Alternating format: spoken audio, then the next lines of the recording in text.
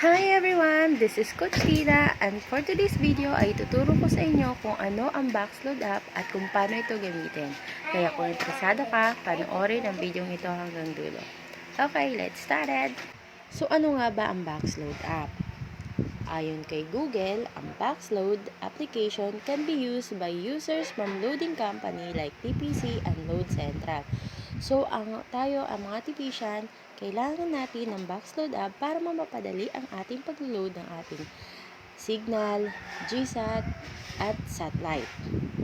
So, bago natin gamitin yan, kailangan muna natin mag-download ng Boxload app. So, paano natin nita-download? Punta tayo sa Play Store. Sa Play Store, and then, isearch lang natin ang Boxload app. Ayan. So, yung sa akin kasi meron na ako is nag-update na lang siya. Ayan. So, meron na ako. Nakapag-install na ako ng Boxload application. So, kailangan ko lang pumunta at i-open ko na lang siya. Ay, lalagay nyo pala dito, pag nag-sign up kayo, kailangan dito is, huwag yung kalimutan na ang i-register nyo dito o ilalagay na number is yung retailer number or dealer number nyo na naka-activate kay TPC. Okay? So, ayan. So, sa akin is, nalagay ko na dito or na-save ko na dito yung mga customer ko. So, paano ka mag-save ng customer? Punta ka lang dito sa box, itong plus box, and then, select mo lang dito yung provider. So, ano nga ba yung provider ni customer mo? So, halimbawa, si Signal siya. Signal, di ba? Signal yung TV box nila. Signal yung pipiliin mo.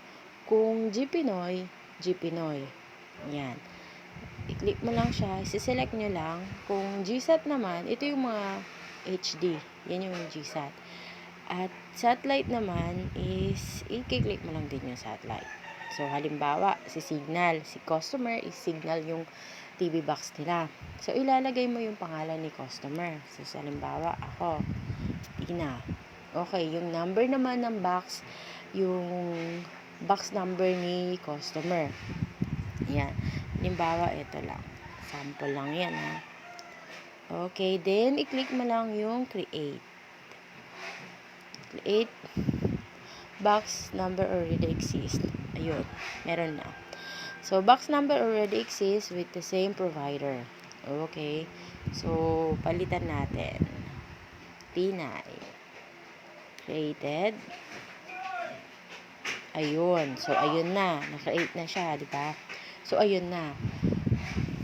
That's end muna tayo. Then, yun lang po. Yun lang po yung paggamit ng ating